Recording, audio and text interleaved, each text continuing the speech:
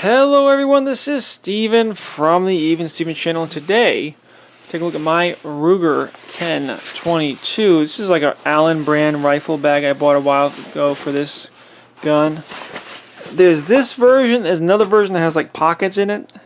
If you're gonna buy like a branded bag, try to buy the one that has like pockets in it. That makes it easy to carry the magazines. However, it's not bad. It looks nice. This little Ruger 1022 on there. Now this is my personal Ruger 1022 that I've had for about 18 years. And while I don't shoot it all that often anymore, it was the first firearm that I ever bought. I bought this from, I believe Dick's Sporting Goods in Freehold, New Jersey, which used to be Galleons. Something like that. I believe Galleons no longer exists. And I believe Dick's Sporting Goods no longer sells guns, so what good are they? And again, this is just my first firearm. I bought it 18 years ago, I believe in 2004. It's the older version that does not have that extended magazine release. Although that extended magazine release didn't make much sense to me. So let's go to the gun back to front as I normally do. And we'll start with the back. This is a plastic butt pad.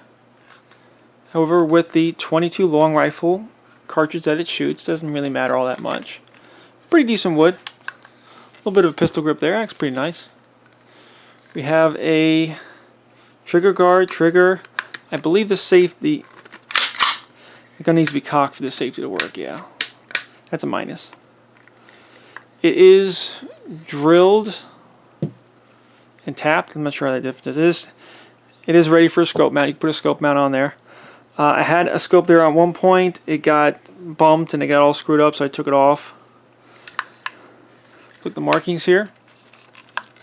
The action seems to be rattling around inside the stock just a little bit. I don't know, something.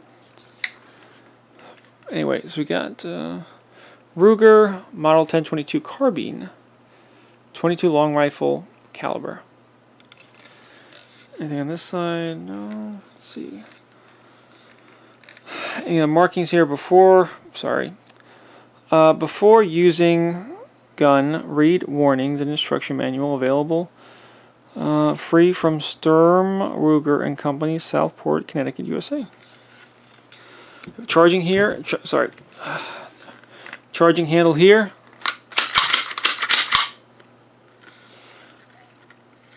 This is one of the standard Ruger rotary 10-round magazines that you load. Got it correct? You load.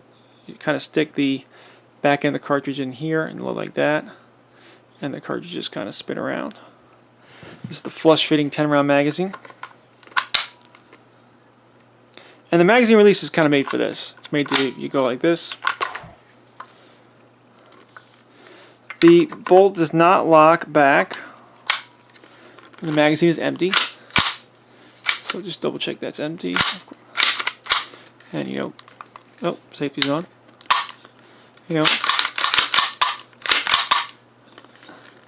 It's a semi-automatic 22 long rifle.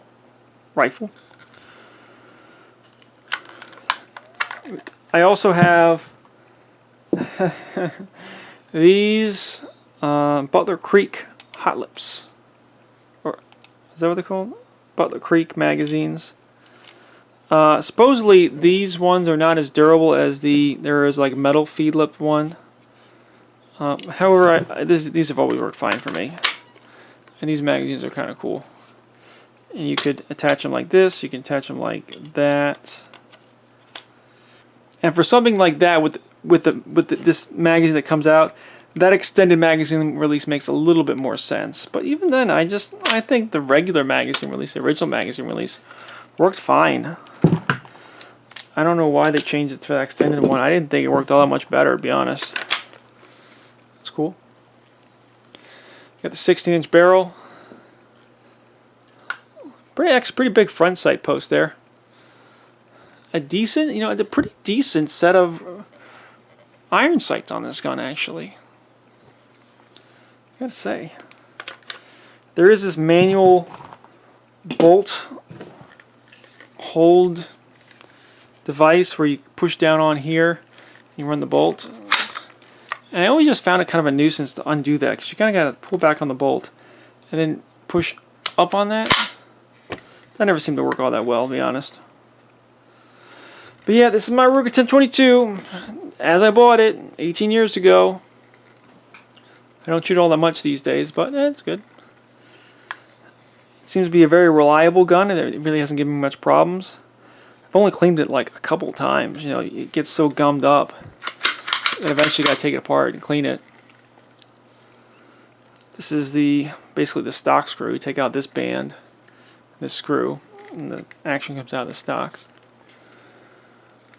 Now, I don't have any paper, but I will give just a little bit of an anecdote. There was a point where I had like a 3X Tasco scope on this gun and a Marlin Model 60. And the Marlin Model 60 has a reputation of being a very accurate gun with that micro groove barrel.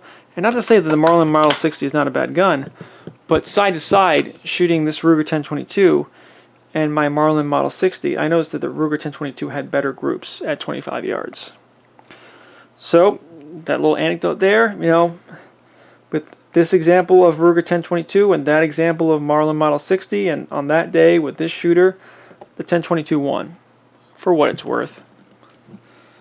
Forgot to mention the rear sight folds down, which is actually useful if you have certain scopes on there. And, you know, it's just a very ubiquitous, a very commonplace firearm. The Ruger 1022, a lot of people have them. They're very prolific. They're not particularly expensive. Should be able to get one between $200 and $300. You know, new really. And it's just, you know, it's nice to have a 22 long rifle in the collection for some cheap, inexpensive shooting. Maybe as a rifle for you know, younger shooters to use, or just some fun plinking, some fun shooting. So if you're in the market for a 22 caliber rifle, you know, you really can't do all that much better than a Ruger 1022.